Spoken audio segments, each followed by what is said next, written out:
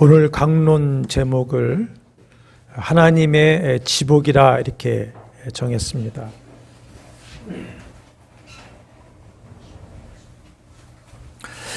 지복이라는 말은 그 위에 더 없는 행복이죠. 여러분은 성도의 지복이 무엇이라고 생각하십니까? 무엇을 지복이라고 여기고 살아가십니까? 마태복음 11장에 이런 기록이 있습니다. 동생의 아내를 취한 헤롯 왕의 부정한 죄를 책망한 세례 요한이 미움을 받아 감옥에 있으면서 제자들을 예수께 보내어 묻습니다. 오실 그이가 당신이 오니까 우리가 다른 일을 기다리오리까 합니다. 세례 요한은 종말론적인 정의의 심판을 하러 오실 메시아를 기대하고 예수가 메시아라고 선포했는데 정작 그 예수는 정의의 심판을 하시고 자신과 같은 의인을 구원하려고 하기보다는 사랑을 이야기하고 자신이 고난받는 것을 말하고 다닙니다. 그래서 실망해서 제자들을 보내어 묻는 겁니다. 그 요한의 제자들에게 너희는 가서 너희가 듣고 보는 것을 요한에게 알리라 하십니다. 요한의 제자들이 떠나자 모여있는 무리에게 요한에 대해서 말씀을 하시는데 요한이 광야에서 말씀을 외치고 요단에서 세례를 베풀 때에 예루살렘과 온 유대와 요단강 사방에서 다 그에게 나와서 자기들의 죄를 자복하고 세례를 받았다 했습니다. 그 무리가 지금은 예수를 따라다니고 있는 것이죠. 또 예수의 제자 중에서도 세례 요한의 제자였던 이도 있습니다. 그들에게 이렇게 묻습니다. 너희가 세례 요한에게 나갈 때에 무엇을 보려고 광야에 나갔더냐? 바람에 흔들리는 갈대냐? 그러면 너희가 무엇을 보려고 나갔더냐? 부드러운 옷 입은 사람이냐? 부드러운 옷을 입은 사람은 왕궁에 있느니라.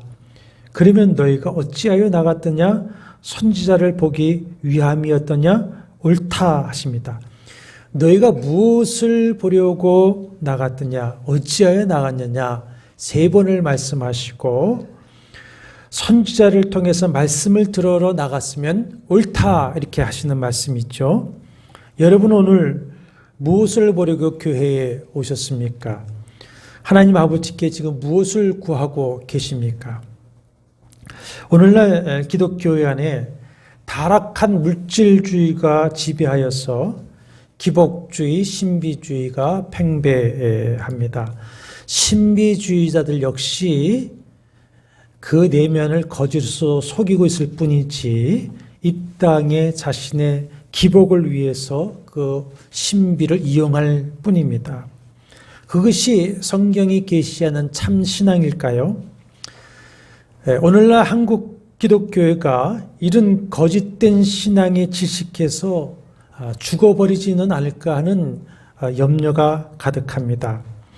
한국 교회와 우리의 신앙이 다시 예수 그리스도의 복음의 생명신앙으로 회복하려면 이런 거짓된 믿음, 거짓된 신앙이 철폐되어야 됩니다. 이런 거짓된 믿음을 가지고 있는 자들이 회개하고 바른 믿음을 가지든지 아니면 이런 거짓된 복에 환장한 자들이 교회를 떠나고 정말 바른 믿음을 가진 기독교인들이 엘리야 시대 때에 하나님께서 남긴 자인 단 7,000명이 되더라도 그 남긴 자로 그루터기 삼아서 다시 시작하여서 우리 한국 교회의 기독 신앙이 생명의 진리에 바로 서야만이 예수 그리스도의 생명의 복음이 앞으로 희망이 있게 될 것입니다.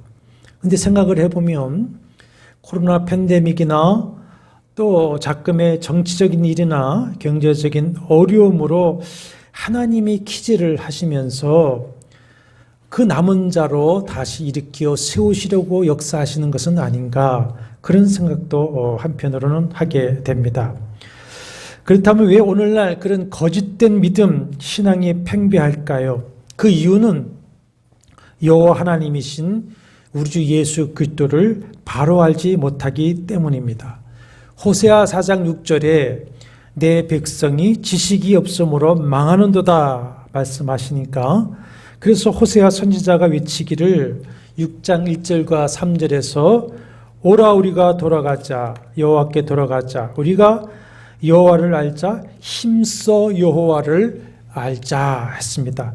여호와는 삼위일체 하나님이시고 우리 주 예수 그리스도는 여호와이시죠.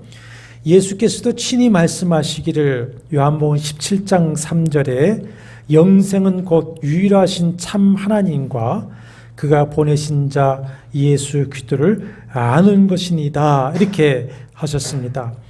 하나님과 예수 그리스도를 아는 것이 무엇인지는 이제 오늘 강론에서 이제 설명을 하게 될 것인데, 그렇기 때문에 사도 요한은 성령의 계시를 따라서 우리의 구원자이신 예수 그리스도가 어떤 분이신가, 그의 복음서를 시작하면서 처음부터 전하고 있는 것이죠. 1절부터 보면은 예수 그리스도는 태초의 영원부터 말씀으로 하나님과 함께 계신 삼위일체 하나님이십니다. 그 말씀 하나님이 만물을 창조하셨습니다. 예수 그리스도는 창조주 하나님이십니다. 창조주 하나님으로서 당신이 영원부터 가지고 계신 생명을 창조 때 아담에게 주신 분이시고, 사람이 죄로 말미암아 잃어버린 그 생명을 다시 주시기 위해서 사람들의 생명의 빛으로 오신 분이시다. 이렇게 지금 계시 말씀을 전하고 있습니다. 이 예수 그리스도를 바로 알고 예수 그리스도를 믿고 영접할 때에 하나님의 자녀가 되는 복이 그야말로 지복입니다. 지복. 그것이 지복이죠. 이것을 우리가 안다면 이토록 타락하고 변질된 기복주의, 신비주의 신앙에 빠져서 세상 것을 구하면서 신앙생활을 하지 않을 것이고, 우리 성도 개개인이나 한국 교회가 오늘날 그 생명의 힘을 잃어버리고 빛과 소금됨을 잃어버려서 세상의 신뢰를 잃고 세상의 지탄을 받지는 않을 것입니다. 오늘 본문 말씀은 우리의 지복인 하나님의 자녀됨에 대한 말씀인데, 우리의 믿음, 신앙의 결과는 하나님의 자녀가 되는 것입니다. 하나님의 자녀가 되는 것을 가리켜서 우리가 구원을 얻는다, 구원을 받는다 이렇게 하는 것이죠. 우리가 어떻게 하나님의 자녀가 되는 지복을 받았는지를 알게 된다면 우리는 바른 믿음을 추구하게 될 것이고, 그리고 살아가면서 어떤 상황에 놓일지라도 이 지복을 소유한 자로서 감사할 수 있을 것이고, 주님 앞에 신실한 신앙인의 삶을 살아가게 될 것입니다. 우리가 하나님의 자녀됨이 지복의 은혜인 것을 알려면 먼저는 우리 인간은 스스로 자신을 구원하기에 전혀 무지무능한 존재라고 하는 것을 깨달아야 됩니다. 성경은 인간은 타락한 후에 부분적으로가 아니라 전적으로 죄에 부패해졌다, 그런 말미암아 의와 생명에 대해서는 전혀 무지무능하다 이렇게 선언하십니다. 로마서 3장을 한번 보시죠. 로마서 3장 10절과 12절 말씀인데, 3장 10절에 기록된 바 했는데, 그것은 시편 14편과 전도서 7장 2절의 말씀을 인용한 것인데, 기록된 바 의인은 없나니 하나도 없으며 깨닫는 자도 없고 하나님을 찾는 자도 없고 다 치우잠게 무익하게 되고 선을 행하는 자는 없나니 하나도 없도다. 그리고 20절에 가보시면 그러므로 율법의 행위로 그의 앞에 의롭다 하시는 어들 육체가 없나니 율법으로는 죄를 깨달음이라 이렇게 선언을 합니다. 그렇기 때문에 로마서 8장 보십시오. 8장 7절과 8절에 보시면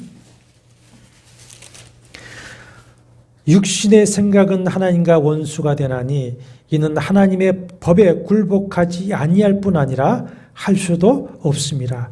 육신에 있는 자들은 하나님을 기쁘시게 할 수 없느니라 하십니다. 스스로를 구원할 능력도 없고, 아니 자신이 구원받아야 할 존재라고 하는 생각도 가지지 못할 뿐만 아니라 하나님의 법을 지켜서 의롭게 되어서 하나님을 기쁘시게 할 능력도 없고 그렇게 할 의향도 전혀 사람에게는 없다는 말씀입니다.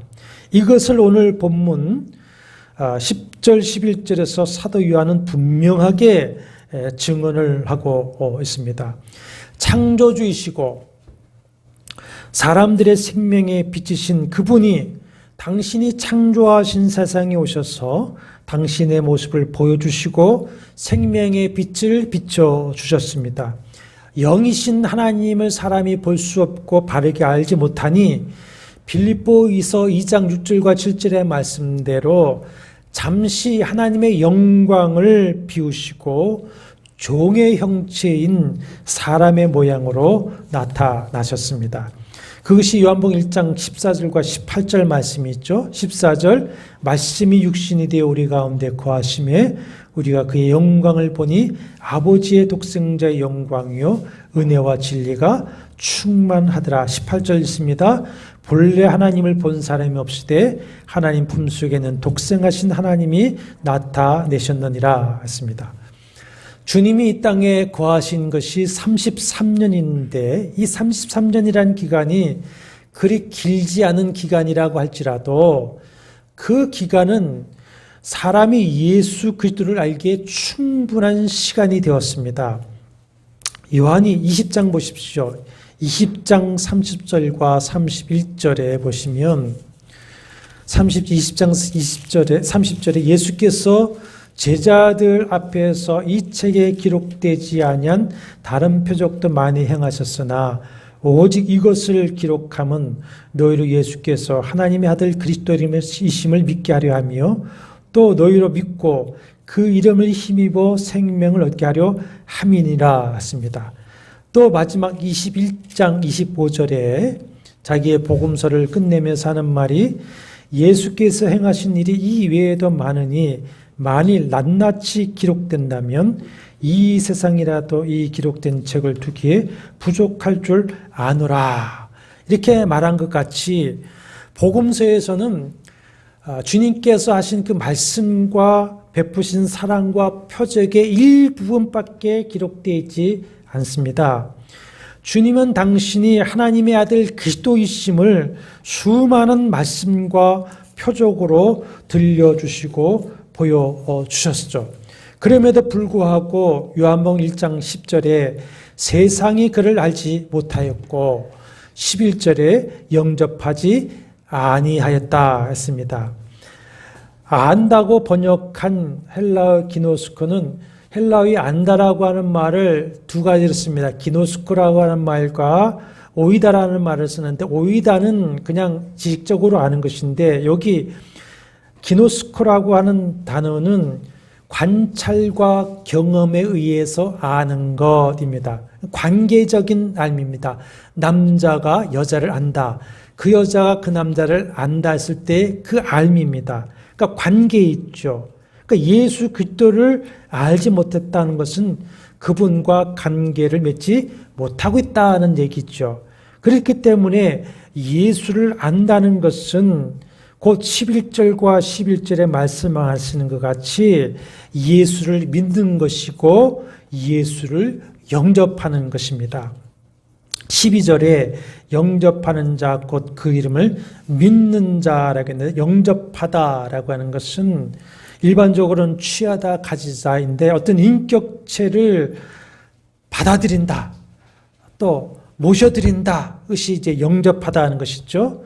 그 이름을 믿는다라고 하는 것인데 히브리인의 사고는 이름은 단순히 호칭을 그 사람을 지칭하는 호칭에서 끝나는 것이 아니라 그 사람의 본질을 나타내는 것입니다. 본질. 우리가 성경에 여호와 이름을 말할 때에 여호와의 본질을 의미하는 것과 같죠. 여호와라고 하는 이름은 여호와의 본질, 엘로힘은 하나님의 본질, 여호와 라파는 또 본질, 여호와 니시는 그분의 본질을 나타내는 의미와 똑같습니다. 그러니까 예수의 이름을 믿는다라고 하는 것은 예수의 존재 그 자체를 믿는다라고 하는 것인데 12절에 보면은 믿는 것은 영접하는 것이요 영접하는 것은 곧 믿는 것이다 그렇습니다.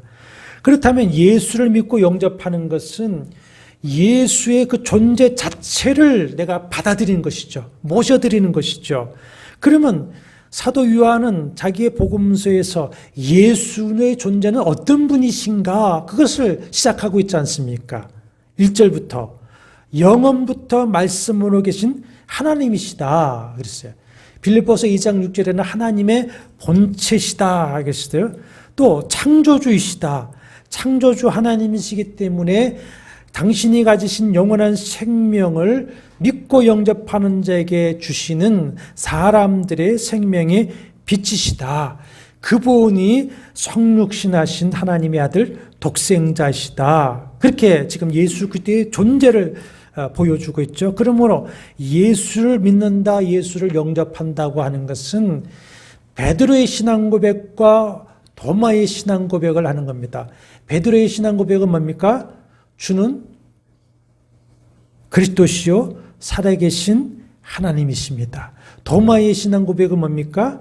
나의 주님이시요 나의 하나님이십니다. 고백한 것처럼 진실로 예수를 나의 주인님으로 나의 하나님으로 나의 구원자 그리스도로 믿고 영접하는 것이죠. 나의 주인님이 되시고 나의 왕이시고 나의 하나님이 되어 주옵소서 하는 것이 그를 믿고 영접하는 것입니다.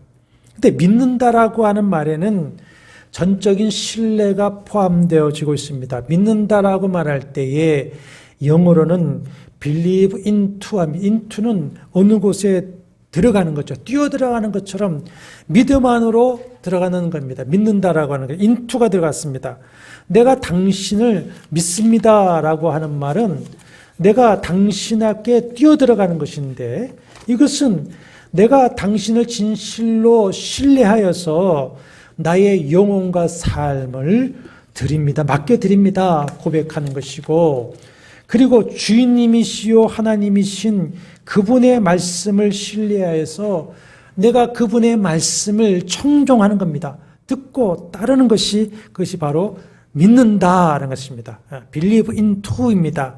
그러니까 제가 또 말씀드리는 진실로 예수 믿기, 예수 닮기, 예수 살기를 하는 것이 진실로 예수 그리스도를 믿고 영접하는 것이요. 그런 자가 죄사함을 받고 하나님의 자녀가 되는 것인데 그러나 오늘 본문 말씀의 세상은 10절에 창조주 하나님이 생명의 빛으로 오셨지만 세상이 그를 알미까 모릅니까? 알지 못하였고 12절에는 자기 땅 자기 백성에게 오셨지만 영접하지 아니하였다. 알지 못하고 영접하지 않는 정도가 아니었죠. 예수의 가르치심과 표적을 충분히 보고 들었습니다. 정말 그것을 다 기록하면 이 땅에 그 책을 2개에도 부족할 정도라 그랬습니다. 우리 맨날 어르신들 저만 해도 그래요. 인생을 소설책으로 쓰면은 뭐 12권도 되될 거라고 얘기를 하는데 그러나 거의 모든 사람들이 예수를 어떻게 했냐? 인간 예수로만 알았어요. 인간 예수로만. 그들이 예수를 안다고 하는 것은 사람들이 나를 누구라고 하느냐 물었을 때에 제자들이 죽은 세례 요한이 다시 살아난 것 같습니다. 승천한 엘리야가 다시 온 것 같습니다. 예레미야와 같은 선지자의 하나라고 알고 있습니다. 정도인 것이고 유대 기득권자, 종교 지도자에게는 그는 저 시골 갈릴리에 가난하고 보잘것없고 무식한데 이단 사설이나 떠도는 목수일 뿐이었습니다. 그렇게만 알았습니다. 이렇게 전혀 그를 알지 못하고 그래서 철저하게 그를 거부하고 부정하여 멸시하고 천대해서 결국 어떻게 합니까? 십자가에 못 박아 죽이고 말죠. 11절에 말씀하는 자기 땅 자기 백성은 1차적으로는 하나님께서 택하여 자기 백성 삼으신 아브라함의 후손인 이스라엘이고 그 자기 백성에게 기업으로 주신 가나안 땅입니다. 그래서 구약에 보면 여호와는 이스라엘을 내 백성이라고 하고 가나안 땅을 내 땅이다 이렇게 말씀을 하시죠. 그러나 그것은 표면적인 것이고 모든 사람이 그가 창조하신 그의 백성이요 모든 땅이 그가 창조하신 그분의 땅인 줄로 믿습니다. 자기 땅 자기 백성에게 오셨지만은 그를 알지 못하고 영접하지 않았습니다. 이거는 다른 사람의 얘기가 아니라 바로 저와 여러분의 과거 이야기이지 않습니까? 우리가 살아오면서 크고 많은 죄가 작은 죄가 많습니다. 그러나 우리의 창조주이시요 아버지이신 하나님을 모른다고 하면서 그를 부인하고 부정하고 거부했던 죄가 가장 크고 근본적인 죄입니다. 가장 크고 근본적인 죄.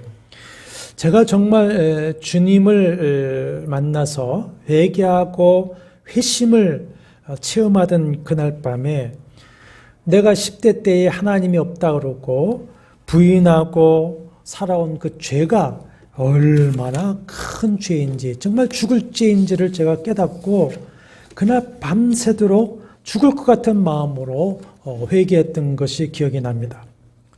왜 그분을 알지도 못하고 그리하여 영접하지도 않는 것입니까? 왜 그분을 부정하고 거부하고 죽이기까지 하는 것입니까? 왜 그렇습니까? 그 답이 세상이라고 하는 말에 있습니다. 세상이라고 하는 말에 10절에 보십시오. 누가 그를 알지 못했습니까? 세상이 그를 알지 못하였고 그랬습니다. 여기서 말하는 세상은 우리가 흔히 말하는 이 세상이 아닙니다.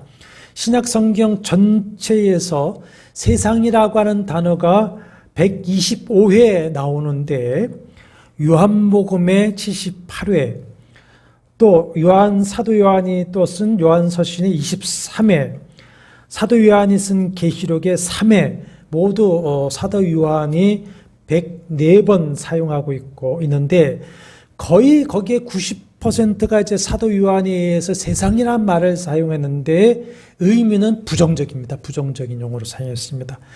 세상이라고 할 때에 전적으로 하나님을 거역하는 존재들, 반대하는 존재들, 하나님을 대항하는 존재를 가리켜서 세상이라는 말로 사용했습니다. 그러면 요한복음 3장 16절에 하나님이 세상을 이처럼 사랑하사 독생자를 주셨다고 그러는데 그 세상은 어떤 세상이냐?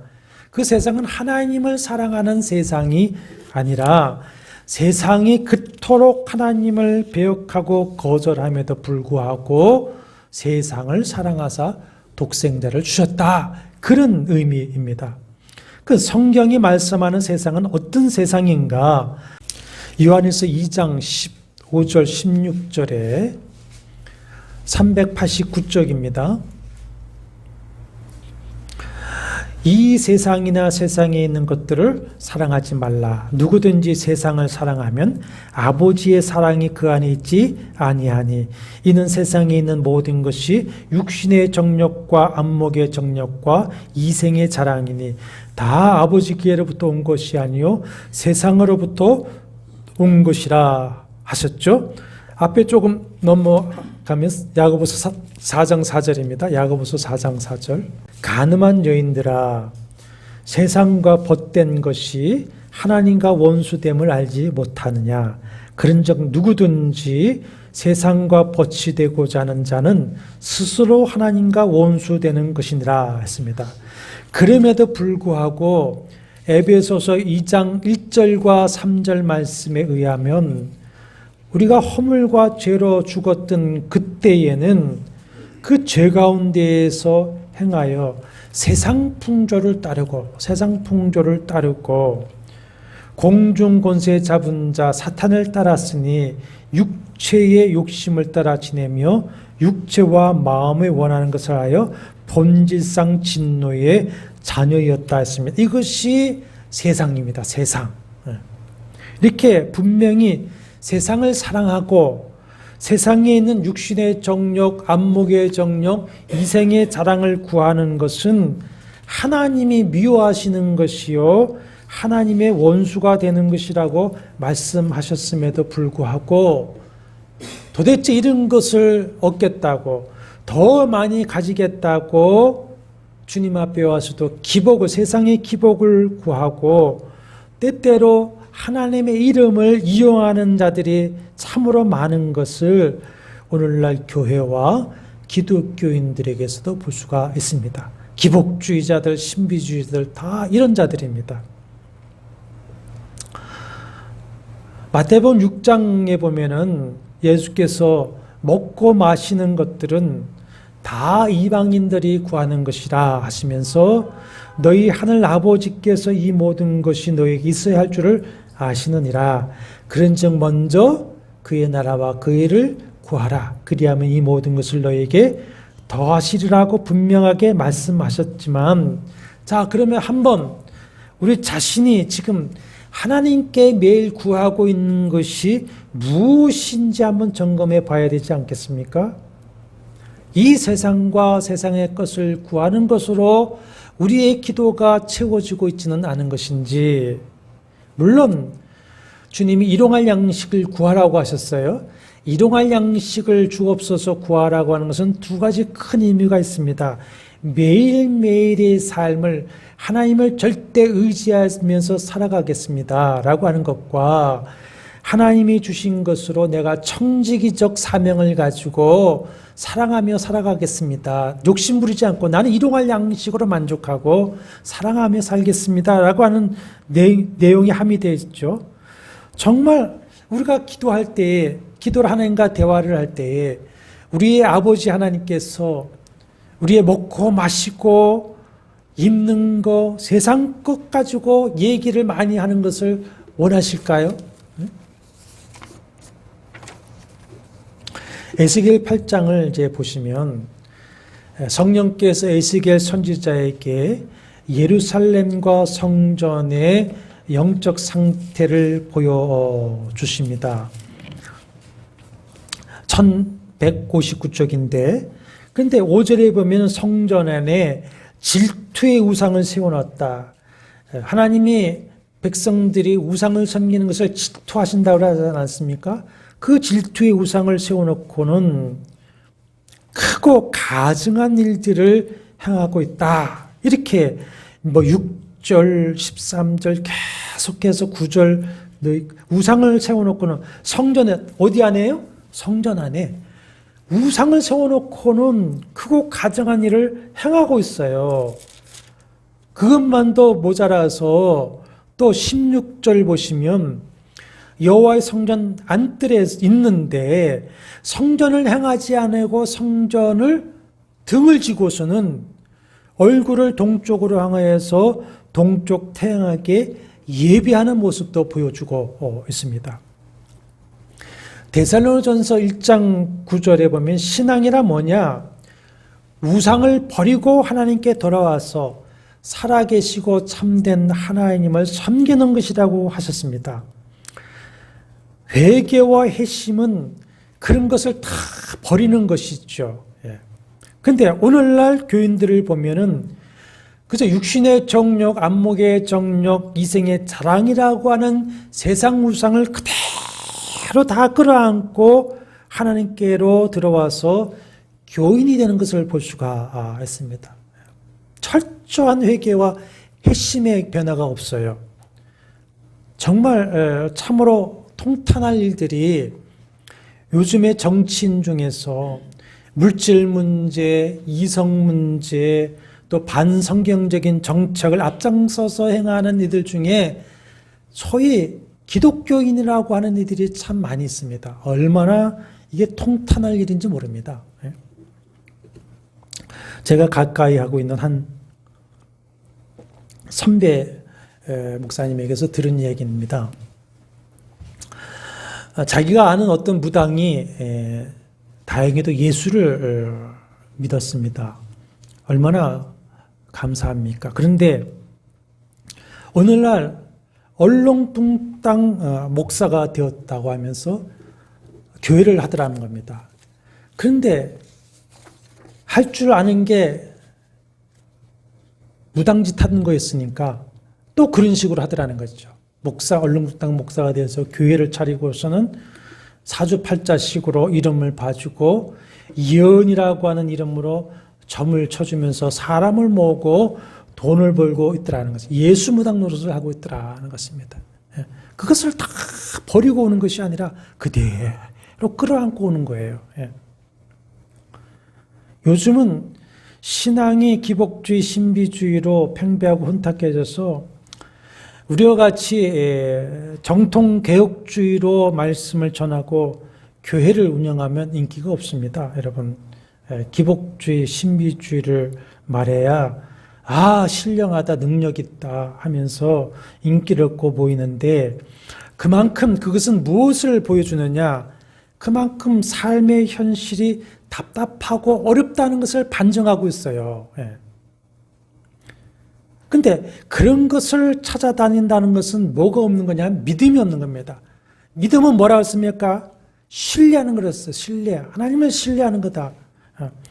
창조주 하나님이시고 길과 진리와 생명이신 주님, 우리의 삶을 지금도 주관하시고 인도하시는 선한 목자 예수와 그 말씀을 믿지 못하는 것입니다. 믿음이 있는 자는 주님이 하신 그 언약의 말씀을 믿고 주님이 나와 지금 동행하는 계시다는 것을 믿고 말씀대로 살아가면서 그래서 한 걸음 한 걸음 주님의 말씀대로 주님과 동행하고 인도함을 받는 것인데 그 믿음이 없으니 그 답답함을 해소하고 싶어서 소위 예언이라고 하는 데를 쫓아다니고 그것도 시원하게 못 들으니까 예수 믿는다 하면서 점치는 집을 찾아가고 무당을 찾아가는 게 25% 30%입니다. 우리는 진실로 참되고 바른 믿음을 갖게 되기를 바랍니다.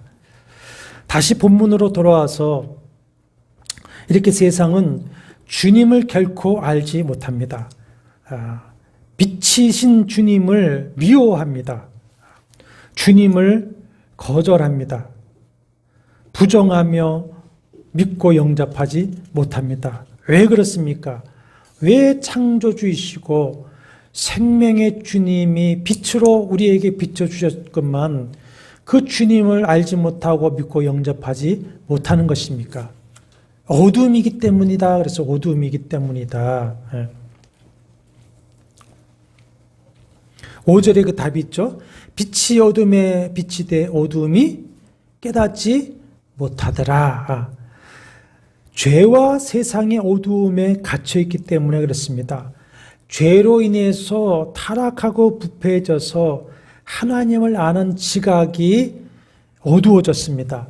로마서 1장 18절 이하에 보면은 하나님께서는 당신을 알만한 것들을 우리 사람들의 마음과 세상 자연 만물에 충만하게 보여주셨지만 21절에 보면은 그 생각이 허망해지며 미련한 마음이 어두워졌기 때문이다. 그러니까 죄가 하나님을 아는 지각을 어둡게 하고 무지하게 만든 겁니다. 로마서 2장 15절에 보면은 양심을 얘기하고 있습니다. 양심은 우리의 마음에 새겨 놓으신 하나님의 율법이다 그랬어요. 양심을 주셨어요. 그래서 양심이 우리를 고소하죠. 양심의 소리를 듣게 하죠. 그런데 죄로 부패해지고 탐욕으로 어두워지면은 디모데전서 4장 2절에 양심이 화인을 맞는다 그랬어요. 양심으로도 하나님을 알 수 없게 되는 겁니다. 그리고 신명기 9장 27절에 보면은 죄와 악으로 완악해졌다 그랬습니다. 예레미야 16장 12절에 악한 마음의 완악함을 따라 행하고 하나님께 순종하지 아니합니다. 얼마나 완악해졌는지 요즘에는 목사님이 하시는 설교와 말씀은 다 옳지만 저는 아닙니다. 이것이 오늘날 세상입니다. 오늘날. 그래서 예레미야 4장 5장 말씀처럼 하나님을 알지 못하는 어리석은 자요 지각이 없는 미련한 자가 되어서 눈이 있어도 보지 못하고 귀가 있어도 듣지 못하는 자가 되어서 깨닫고 돌이켜 믿지 못하게 된 것입니다. 주님이 마태복음 13장 13절에 말씀하신 대로 보아도 보지 못하며 들어도 듣지 못하며 깨닫지 못하게 되는 것이죠. 이런 마음을 어둠이라고 통칭을 하고 있습니다. 어둠은 빛이 비치면 자신의 어두움이 드러나게 되고 빛 앞에 자기가 사라져야 하기 때문에 빛을 어떻게 합니까? 싫어하죠. 미워합니다. 빛을 배격하게 되어 있습니다. 그래서 어둠은 빛이신 그분을 알지도 못할 뿐만 아니라 그분을 믿고 영접하지 아니하고 싫어하고 미워하여서 빛이신 그분을 죽여버리고 만 겁니다. 그러나 5절을 다시 보시면 빛이 어둠에 빛이 돼 어둠이 깨닫지 못하더라. 깨닫지 못하더라도 될 수도 있고 나눠주면 이기지 못하더라. 어떻게 어둠이 빛을 이깁니까? 어둠은 결코 빛을 이기지 못합니다. 이 어둠에 있는 자들을 기다리는 것은 저주와 사망이요 영벌 심판밖에 없지요. 로마서 1장 32절에 보면은 그들이 이 같은 일은 세상의 일을 행하는 자는 사형에 해당한다고 하나님께서 정하심을 알고도 압니다. 그런데 얼마나 마음이 완악해졌는지 알고도 자기들만 행할 뿐 아니라 또한 그런 일을 행하는 자들을 옳다 하느니라 하셨습니다. 이렇게 세상은 사람은 구원 얻기에 전혀 무지무능합니다. 이건 다른 사람 이야기가 아니라 우리 자신의 이야기죠. 그런데 다 그런 중에서도 창조주 하나님 생명의 빛이신 주님을 알아보고 믿고 영접하여 구원을 얻어서 하나님의 자녀가 되는 권세를 받은 사람들이 있다. 사랑하는 여러분, 여러분과 제가 진실로 그런 복 있는 사람이기를 주의 이름으로 축복합니다. 세상에 오신 주님을 알지 못하고 믿고 영접하지 않는데, 그런데 그를 알고 믿고 영접한 사람은 어떤 사람이냐는 것이죠. 어떤 사람이냐. 그 말을 하기 전에 먼저 믿고 영접하는 자에게는 하나님의 자녀가 되는 권세를 주셨다. 그 하나님의 자녀의 권세가 무엇일까요? 기복주의자들이나 신비주의자들은 우리에게 무슨 그 복을 주는 수 있는 권세가 있습니까? 없습니다. 우리는 다만 겸손한 마음으로 하나님께 간구하는 것밖에 없습니다. 목사도 권세가 없습니다. 목사도 간절히 하나님의 간구할 뿐입니다. 복을 주시는 누구십니까? 하나님이신 줄로 믿습니다. 그런데 교만한 마음을 가지고 자신들이 무슨 복을 주는 권세가 있는 줄로 생각하고 복 받으라고 하고 막 뭐뭐 할지라 막 명령하는 등의 권세가 있습니다. 엊그저께인가요? 말씀을 보다가 저는 이렇게 유튜브 음악을 틀어놓고 늘 공부를 하는데 알고리즘이 하나 떠요. 근데 여자 목사한테 아주 20대나 30대 초반이라고 보이는 그 여자 목사가 하나 이렇게 뜨는데 조회수가 많아요. 켜봤어요. 혹시나 했더니 역시 나예요. 역시 나. 그러면서 막 그 화면 앞에다 손을 내고 뭐 할지어다 그러니까 그 유튜브로 보는 사람에게 그렇게 축복하는 거예요. 뭐 할지어다 막 손을 대고 막 찌어다 그래서 역시나 혹시나 했더니 역시나구나. 여러분 여기 권세라고 번역한 헬라어 엑수시안이라고 하는 것은 힘, 능력, 권세, 자유, 특권으로 번역을 합니다. 근데 우리가 읽는 이 개역 개정은 옛날 이제 개역 성경이나 권세라고 번역을 했는데 우리가 또 참고할 수 있는 새 번역이나 이제 공동 번역에는 특권이라고 번역했습니다. 특권. 요한복음이나 복음서 성경 전체의 내용을 따르면 권세, 파워라고 하는 권세라는 것보다 라이트, 특권이라고 번역하는 것이 더 적절합니다. 왜 그러냐? 자, 갈라디아서 4장 4절과 5절을 보시면 때가 참에 하나님이 그 아들을 보내사 여자에게서 나게 하시고 율법 아래 나게 하신 것은 율법 아래 있는 자들을 속량하시고 우리로 아들의 명분을 얻게 하려 하심이라. 아들의 명분을 얻게 하셨다 그랬습니다. 자, 기억하시고 다시 로마서 8장 15절 16절 보십시오. 로마서 8장 15절 16절 여기서 펴놓고 좀 들으십시오. 자, 15절 성령이 친히 우리의 영과 더불어 우리가 하나님의 자녀인 것을 어떻게 합니까? 증언하시나니 자녀이면 또한 뭐다? 상속자요. 하나님의 상속자여 그리스도와 함께한 상속자니 우리가 그와 함께 영광을 받기 위하여 고난도 함께 받아야 할 것이니라. 자, 갈라디아서 4장 5절에서는 아들의 명분을 얻게 하셨다.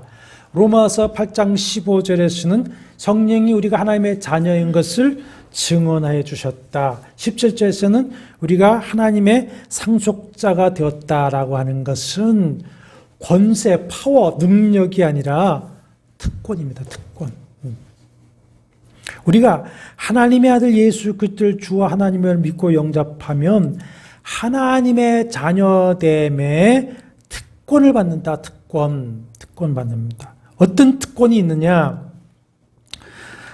우리가 이제는 종처럼, 구약에서는 하나님의 백성들이 자녀이면서 종처럼 했는데 이제는 종처럼 두려움으로 하나님을 섬기지 아니하고 로마서 8장 15절 말씀대로 하나님을 아빠 아버지라고 부르면서 기도할 수 있는 특권을 주셨습니다. 그래서 히브리서 4장 16절에 그러므로 하나님을 아빠 아버지라고 부르짖어 기도할 수 있는 특권을 주셨기 때문에 히브리서 4장 16절에 그러므로 우리는 긍휼하심을 받고 때를 따라 돕는 은혜를 얻기 위하여 보호자 앞에 담대히 나아갈 것이니라 했습니다. 여러분, 아이가 우는 소리가 아름답습니까? 하기야 제 새끼 우는 소리는 아름답죠. 근데 그 소리가 권세가 있어서 부모가 주의하여서 듣고 그 필요를 다 채워주는 것입니까? 그렇지 않습니다. 사랑하는 자식이기 때문에 그렇습니다. 이건 자녀의 파워, 권세가 아니라 부모가 자기가 낳은 자녀에게 주는 뭡니까? 특권입니다. 특권. 이해가 가시죠? 특권입니다. 집에 있는 강아지들도 마찬가지입니다. 걔네들이요, 무슨 자기들이 나한테 권리가 있다고 했어요. 밥이 없다든지 물이 비었다면 쫓아와서 날 낳으라고 그러고 또 와서 간식 내놓으라고 합니다. 걔네들이 나한테 무슨 특권이 있습니까? 권세가 있습니까? 이제는 종처럼 싹쓸 받고 일하는 자가 아니라 기업을 누리는 자가 됐다. 로마서 8장 17절에 자녀이면 또한 상속자 곧 하나님의 상속자여 그리스도와 함께한 상속자가 되는 특권을 주셨다. 그리고 무엇보다도 놀라운 특권 복이 있는데 거룩하신 그 삼위 하나님께서 성령 하나님으로 내 안에 성전 삼아 내주 임마누엘 하신다는 겁니다. 여러분 믿으십니까? 하나님이 내주 임마누엘 하신다는 것처럼 이 놀랍고 벅찬 특권이 어디 있겠습니까? 하나님과 원수되었던 우리 죄인이 그 아들 예수 그리스도를 믿고 영접하면 원수되었던 죄를 다 용서받고 하나님의 자녀가 되어서 하나님 아버지께 나아가서 간구할 수 있고 하나님의 아들 예수 그리스도와 함께 영원한 영광을 상속받는 자가 되었는데 하나님께서 나를 성전 삼아 내주 임마누엘 하신다는 것이 얼마나 놀라운 특권이요 복입니까? 그래서 다시 로마서 8장 17절 18절에 우리가 그와 그리스도와 함께 한 상속자이니 우리가 그와 함께 영광을 받게 하여 고난도 함께 받아야 할 것이니라. 생각컨대 그랬는데 원어에 보니까 그 가운데 어떤 말들이 있느냐. 왜냐하면 이렇게 확신하기 때문이다. 확신한다. 생각컨대 현재의 고난은 장차 우리에게 나타날 영광과 비교할 수가 없도다. 그러면서 19절 이하에 보면은 모든 피조물들도 이것을 고대하고 있다. 이렇게 말하고 있습니다. 여러분, 현재 이 세상의 삶에서 내가 그리스도와 함께 고난을 받는 것이 장차 그거와 함께 받을 그 영원한 영광과 좋게 비교할 수 없다. 아멘이시죠? 그렇다면 현재 이 세상에서 사람으로서 누릴 수 있는 모든 부귀영화 역시 장차 그리스도께서 오셔서 세상을 심판하시고 하나님의 자녀들에게 주실 그 영원한 영광의 기업과 좋게 비교할 수가 있다는 겁니까? 없다는 겁니까? 없다. 그런데 이 지복, 복 중의 복인 지복을 모르고 예수를 믿는다고 하면서도 여전히 기복주의, 신미주의에 빠져서 세상 것을 구하고 있는 것이 얼마나 어리석은 낮은 어린아이 신앙입니까? 예수 그리스도를 믿고 영접하여서 하나님의 자녀이 된 성도에게는 누구나 이 같은 특권을 선물로 주셨습니다. 그렇다면 여러분과 제가 지금 진실로 예수 그리스도를 믿고 영접한 하나님의 자녀라면 이 하나님의 자녀가에게 주신 권세, 특권, 권리를 받아 누리고 있는 줄로 믿습니다. 주셨으니 했는데 주셨으니의 시제는 부정과거입니다. 우리가 예수 그리스도를 믿고 영접할 때에 그때 주셨다. 앞으로 천국에 가서나 받는 특권이 아니라 우리가 예수 그리스도를 믿고 영접할 때에 이미 받은 특권입니다. 우리는 지금 하나님의 자녀인 줄로 믿습니다. 그래서 주님께서 하나님의 나라는 너희 안에 있느니라. 현재입니다. 현재 너희가 이미 천국을 가지고 있다. 이런 말씀을 하셨죠.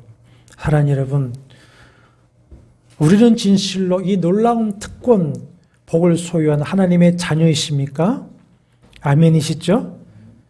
그런데 이 놀라운 특권, 지복의 복을 우리가 예수 그리스도를 믿고 영접하여 받았는데 오늘 본문 13절 보십시오. 요한복음 1장 13절 같이 읽어보겠습니다. 이는 혈통으로나 육정으로나 사람의 뜻으로 나지 아니하고 오직 하나님께로부터 난 자들이니라. 이 구절에 대한 자세한 설명은 시간상 다음 시간에 이어서 해야 할 것 같은데 여기서 한 가지 중요한 결론이 있습니다. 세상 모두가 하나님과 예수 그리스도를 알지 못하고 그래서 믿고 영접하지 않는 가운데에서도 내가 그분을 알고 그분을 믿고 영접하여서 하나님의 자녀가 되어서 누리는 놀라운 특권을 받은 것은 1장 13절에 오직이라서 오직 하나님께로 난 자들이기 때문이다 그랬습니다. 하나님께로부터 난 자들이라. 아까 제가 자녀 얘기지 않았습니까? 아이에게 무슨 권세가 있습니까? 부모가 낳아서 그 자식에게 준 뭡니까? 특권이 있죠. 특권. 오직 하나님의 은혜다. 그것을 말하고 있는 거예요. 세상의 것과 비교할 수 없는 놀라운 은혜와 지복을 주시려고 오신 분이 예수 그리스도이시고 그 생명과 지복을 가지고 주시는 분이신 예수 그리스도를 영접한 성도. 영접했다는 건 뭡니까? 내가 그분을 가지고 있다는 거예요. 가지고 있다. 성도가 이 세상의 기복과 거짓 신들의 미혹이 빠져서야 되겠느냐라고 하는 것입니다. 세상 것에 흔들려서야 되겠느냐 하는 것입니다. 거기에 마음이 가고 우리의 시선이 갈 수가 있겠느냐. 이 놀라운 특권, 영원한 복을 알고 소유하고 누리고 있다고 하는 확신을 하는 성도는 결코 그렇게 하지 않을 것입니다. 사랑하는 여러분, 이 확신 가운데에 우리가 바르고 거룩한 믿음을 가지게 되기를 바라고, 거룩한 사람이라고는 성도답게, 하나님의 자녀답게 세상에서 우리가 빛과 생명으로 끝까지 살아낼 수 있게 되기를 주의 이름으로 축원합니다. 여호와는 내게 복을 주시고 너를 지키시기를 원하며, 여호와는 그 얼굴을 내게 비추사 은혜 베푸시기를 원하며, 여호와는 그 얼굴을 내게로 향하여 드사 평강 주시기를 원하노라. 주 예수 그리스도의 은혜와 하나님의 사랑과 성령의 교통하심이 너희 무리와 함께 있을지어다. 아멘.